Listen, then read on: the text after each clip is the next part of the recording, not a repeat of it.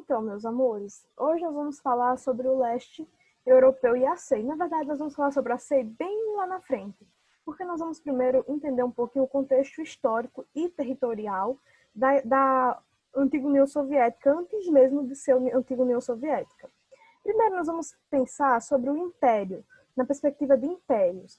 Então, na Europa, nós tivemos um grande processo, como nós estávamos estudando, de remembramento e fragmentação. Vocês já estão cansados de saber, porque toda aula eu toco nesse conteúdo, remembramento e fragmentação.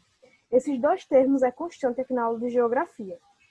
Então, eu tinha aqui a Europa formada por impérios, ou seja, um poder concentrado que comandava vastas extensões territoriais. Então, aqui eu tenho o Império Austro-Húngaro, que era a junção de quem? Quem era que formava o Império Austro-Húngaro? Olha, Austro-Húngaro é porque eram duas nações unidas, Áustria e Hungria.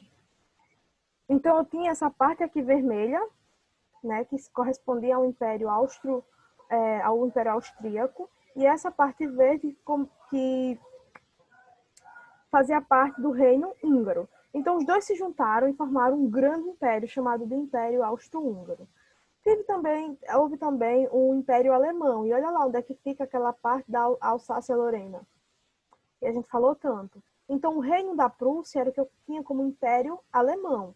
Antes de ser chamada Alemanha, a Alemanha era conhecida como Prússia. Vocês sabem disso, não sabem? Uhum. Então, eu tenho o Império Turco-Otomano também, aqui formado, né? E, finalmente, nós chegamos ao Império Russo, a um grande império chamado de Império Russo. Então, olha, o Império Russo durou até o final do século XVI, 1917 mais ou menos, e houve a tentativa de modernização da Europa Ocidental por parte dos czares desde o século XVII. Gente, a Rússia ela tinha um sistema político diferente. Os czares, quem eram os czares? Quem era quem? Os czares. O que é isso? Vocês estudaram mesmo a Revolução Russa? Vamos lá. Professora, faz tempo, professora. Eu imagino. Vamos lá. Os czares, gente, eram a monarquia na Rússia. Então, como eu tinha um império, o que dominava, a força política que dominava ali era uma monarquia. Eu tinha reis, eu tinha toda aquela estrutura, né, de um tipo de corte. Então, eu tinha os czares eram os nomes dados àquelas pessoas que pertenciam à monarquia e que dominavam aquele império, o Império Russo. Então, por exemplo, se o André fosse um rei, não ia se chamar Rei André, ia se chamar Czar, Rei, Czar André. Ou eles usavam esse termo Czar para denominar poder. Tá bom, Mayla. Nós vamos corrigir a prova depois. Então, eles usavam esse termo aqui para falar sobre essas pessoas que tinham poder. Então, não era rei, nem rainha, nem princesa, nem príncipe. Eram czares, eram assim que eram conhecidos no governo da Rússia. Os czares, eles eram povos. Aqui, minha Europa, meu slide ficou errado. Depois eu conserto. Então, não olhem para esse termo Euripa, tá? Porque é Europa. Os czares, eles eram muito conservadores e sugavam muito também da população russa. Então eu tinha os czares eles queriam modernizar a parte da Rússia Oriental. Nós estamos falando do leste europeu. Consequentemente, nós estamos falando de uma Europa Oriental e uma Europa que teve o socialismo como base por muito tempo. Nós vamos chegar até lá. Então, o termo czar, ó, tá vendo? Esse aqui era um czar. Foi usado por muito tempo como título de alto escalão na época da monarquia russa. Portanto, durante os anos em que a Rússia viveu sob o comando de uma família real. O imperador recebeu o título de czar. Sendo assim, a imperatriz era chamada de czarina. Ao invés de príncipe, havia o czarevich. E a princesa era chamada de czarevna. Então, eu tinha toda essa estrutura de família. Eu não tinha príncipe e princesa, como eu falei para vocês. Tudo tinha o início das palavras, o início dos nomes dados a essa família real começava com o termo czar.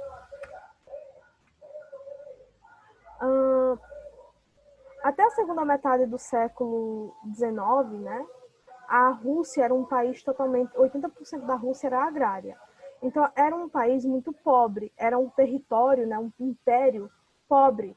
Pobre para a população, para os czares não, porque eles pegavam muito, eles sugavam. O que se trabalhava dentro desse território era destinado para essa família real, para os czares. Então, mais ou menos na metade do século, na segunda metade do século XIX, eu tinha uma Rússia 80% agrária, onde tinha muita fome, pobreza e analfabetismo. Então, vejam essa imagem aqui no slide. Eu trouxe para tentar, né, mostrar para vocês um pouco, para vocês terem uma noção da paisagem que se tinha na Rússia no século XIX e como era essa Rússia pobre, agrária e analfabeta também. Tem alguma dúvida? Não. Negativo. Então, qual era o motivo, professora, de todo esse desastre que estava acontecendo no território russo? O motivo eram os altos impostos cobrados pela monarquia. Então, essas pessoas pagavam impostos altíssimos. A monarquia exigia que essas pessoas pagassem isso. Consequentemente, eu tinha uma população pobre porque pagava impostos, muitos impostos, e porque esses impostos não eram reinvestidos para essa população. Esses impostos eram usados para a monarquia, pela e para a monarquia. Então, mesmo com todo esse quadro de pobreza, fome e miséria, a Rússia decidiu entrar na guerra, na Primeira Guerra Mundial. E aí, em 1917, houve a Revolução Russa, principalmente com a abdicação do trono pelo czar Nicolau II. Por que, professora, aconteceu essa Revolução Russa? Bem, essa imagem aqui é a imagem de um domingo que foi conhecido como Domingo Sangrento. Foi um domingo onde os russos, aqueles que estavam revoltados com as condições que a Rússia estava vivendo, estava tendo, que a população russa estava tendo, decidiram protestar. Ao chegar nesse local, eles foram atacados, foram mortos, foram recebidos com muito fogo, com muito poder bélico, e aí muitos morreram. Foi conhecido como Domingo Sangrento. Havia também... professora, por que aconteceu a Revolução Russa? A Revolução Russa aconteceu por esses fatores aqui, olha. Havia falta de liberdade, tinha uma monarquia opressora, ou seja, não tinha essa história de se expressar, tanto que foram mortos os que tentaram, muitos dos que tentaram. Havia muitas tensões no espaço agrário, principalmente pela concentração de terra. Então, vocês viram naquele mapa o tamanho da Rússia. A Rússia não é um país pequeno. A Rússia é um país enorme. E a gente estava falando naquele tempo de império. Império significava uma monarquia dominando uma vasta extensão territorial. Quanto mais território, quanto mais poder bélico, maior e mais forte seria aquele império. Então, territorialmente falando, a Rússia era poderosa, tinha muito território. 80% da população era agrária. Mas essas terras se concentravam na mão de poucos. Por conta disso, eu tinha muitas tensões no espaço agrário, muitos conflitos. Outra coisa importante que vocês saibam é que a Rússia ela foi o último país a abolir a escravidão. E mesmo depois que a Rússia aboliu a escravidão, ainda assim, muitos lugares ainda viviam num sistema de produção feudal. Então, lembra do feudalismo? Que existiam fazendas isoladas uma da outra, que tinham o senhor feudal, que tinham os vassalos, que tinha toda aquela estrutura, mas que não tinha um sistema econômico justo, onde todo mundo saía beneficiado? Vocês lembram? Lembra de quê, professora? Que eu viajei agora. Do feudalismo. Ah, sim, lembro. Feudalismo, eu lembro. Então, em 1900 e... Quando foi acontecer, antes de acontecer essa Revolução Russa, um pouco antes, em mais ou menos em 1861, ainda assim, a população russa vivia um sistema feudal, um sistema de produção feudal. Então, era um país muito atrasado. Em todos os sentidos aqui, era um país oprimido pela monarquia, era um país que tinha muita concentração de terra, e era um país que demorou muito para abolir a escravidão, e mesmo depois disso, ainda assim, tinha um sistema de produção feudal. Então, as condições de tinha condições muito fortes de fome, pobreza e miséria. O capital russo estava concentrado na mão dos banqueiros.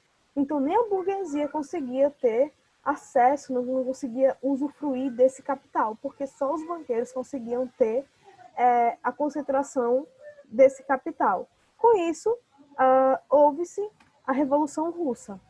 Os vários partidos de oposição da Revolução Russa, né, nós estávamos falando de uma monarquia, então o que gerou a Revolução Russa foi principalmente ideias opositoras. Pessoas que não se conformavam com aquela situação de pobreza e miséria. Então, tinha um sistema opressor e, de outro lado, tinha outras pessoas que acreditavam em uma democracia, que era um partido social chamado de Partido Social Democrático. Então, nesse Partido Social Democrático, quem eram os líderes?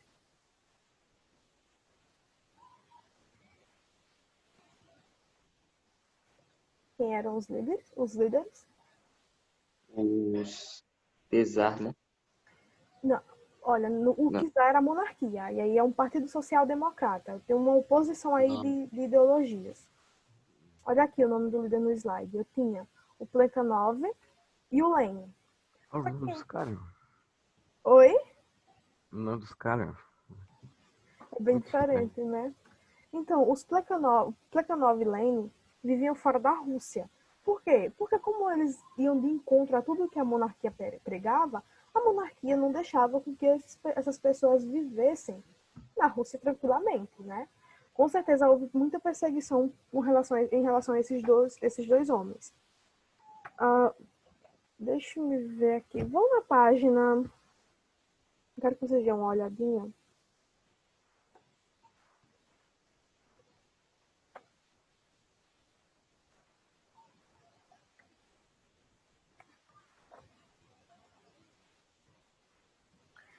Ah, 140. 144.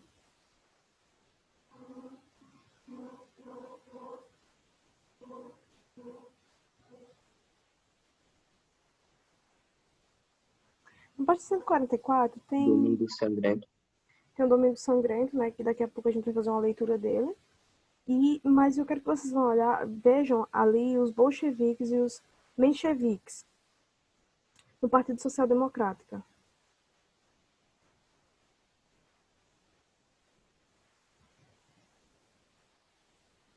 Pronto, estou na página 144. 144, viram? Aham. Uhum. Então, eu tenho os bolcheviques. Então, eu tenho duas pessoas aí que eram líderes que acreditavam nesse Partido Social Democrático, que era o Plekhanov e Lenin. O Partido Operário Social Democrático russo, era um partido social democrático muito crítico. Ou seja, eles não aceitavam, eles tentavam mostrar às pessoas que elas estavam sendo exploradas e oprimidas, o que não agradava a monarquia. Porém, algumas coisas divergiam entre as ideias tanto do Plekhanov quanto do Lenin. Principalmente a ideia de como reagir àquela situação miserável que a monarquia estava impondo para a população russa. Professora, como assim? Como é que eles divergiam? Eles divergiam porque o Plekhanov acreditava que as coisas deveriam ser feitas de forma mais passiva. Já o Lenin não. O Lenin acreditava que aquela partir realmente para um confronto com a monarquia deveria ser de forma mais ativa. Então, nós tivemos aí os bolcheviques e os mencheviques. Até aí alguma dúvida? Negativo. Não? Não. Vocês falam muito da Europa, mas a Europa é tranquila, né? É um assunto até bem legal de se estudar. Não, não é que é ruim, entender que já, É já faz muito longo. tempo que nós está na Europa. Aí já enjoou. Não é que enjoa aqui, tá muito tempo já nela. É porque agora, gente, é o seguinte, ó, o livro de Que vocês... enjoa nada, né? Porque enjoa mesmo. É porque é o seguinte, o livro de vocês, ele traz a Europa em contexto geral, mas ele pega alguns países bem importantes da Europa e fragmenta para estudar tudo de novo. Os aspectos físicos, os aspectos demográficos. Mas eu vou passar um seminário para vocês para a gente adiantar esse conteúdo. Né? Vocês explicam, eu explico também. E aí acho que na próxima semana, no quarto, acho que de quarta-feira a 8, ou seja, na próxima semana a gente já começa a Ásia. Aí eu quero ver vocês reclamarem da Ásia, tá? Depois da Ásia vem o quê, pelo amor de Deus? Oxi, já! Parece que é a Deixa eu me ver aqui. Não. E a mesma coisa, viu? Vai ter um monte de países que vocês vão estudar separados. A Índia. Vixe, pai amado. Olha, a Ásia ainda é maior do que a Europa. Ó, Taiwan, Hong Kong. É umas 100 páginas só para... Ó, o Rio Tigres e Eufrates. É umas 100 páginas só para a Ásia.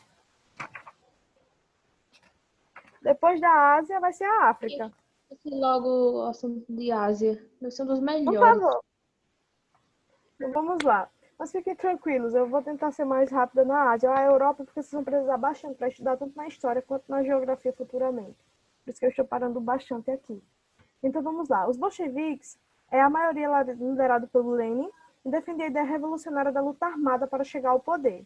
Já os mencheviques era a minoria em russo, né, liderada por Plekhanov, e defendiam a ideia evolucionista de se conquistar o poder através de vias normais e pacíficas, como por exemplo as eleições.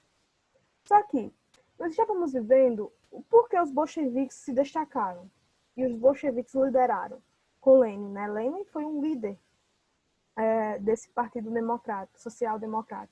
Porque a gente estava falando de uma monarquia que não ia aceitar de maneira tão tranquila essas eleições pacíficas. Então, o Lenin atacou da mesma maneira que a Rússia estava sendo administrada. Então, olha, sofrendo pressões soviéticas, o governo concedeu anistia aos prisioneiros e exilados políticos.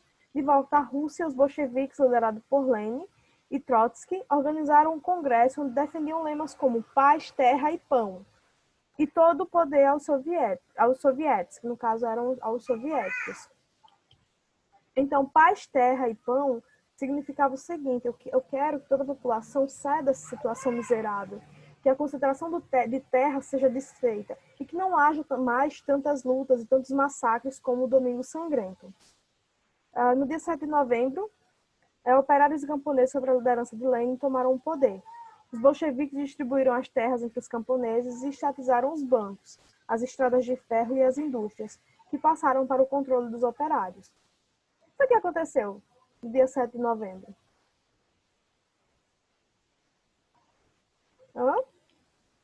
É,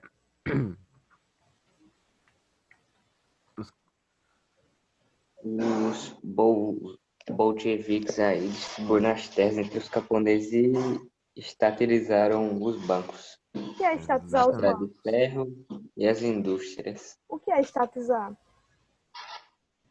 Estatizar, eu acho que é melhorar, algo Mas assim. melhorar, mas mais do que isso. Todos esses bens que antes eram concentrados em uma monarquia, em uma classe que detinha um poder, como no caso dos banqueiros que dominavam o capital, ou dos grandes donos de terra, que tinham muitas terras, a monarquia principalmente, eles pegaram e disseram assim, olha, isso é do Estado. Quando eu digo que é do Estado, é do povo. Então não tem mais um poder soberano aqui. O povo é o poder. Eles estavam em um tipo de democracia socialista. Então, tudo era domínio do Estado. Não existia mais uma força privada atuando ali. Era o poder público, no caso, o poder do Estado. Era para todo. Tudo que se produzia dentro daquele território era voltado para o povo, de alguma maneira. Então, o Estado passa a ser socialista e ocorre a estatização dos meios de produção. Ou seja, o Estado agora começa a dominar os meios de produção, que antes eram privados. Toda a estrutura produtiva passa a ser controlada pelo Estado. Todo o ordenamento territorial russo passa a ser exercido pelo Estado. Então, a força de poder que eu tenho maior dentro do território russo, a partir da tomada, né, de poder por Lenin e os bolcheviques, passa a ser do Estado. E aí eu tenho uma união das repúblicas socialistas soviéticas, conhecido como URSS, formada por 15 repúblicas localizadas na Europa Oriental e em um terço do norte da Ásia. Então, olha, eu quero que vocês lembrem o seguinte. A antiga União Soviética conhecido como com essas iniciais, o RSS, não é um país, é uma união de repúblicas. Eu tenho várias repúblicas reunidas. Além disso, ela não se concentra, os países não se concentravam apenas na Europa Oriental, mas alguns países da Ásia também entrou nessa, ou seja, também fez parte dessa união.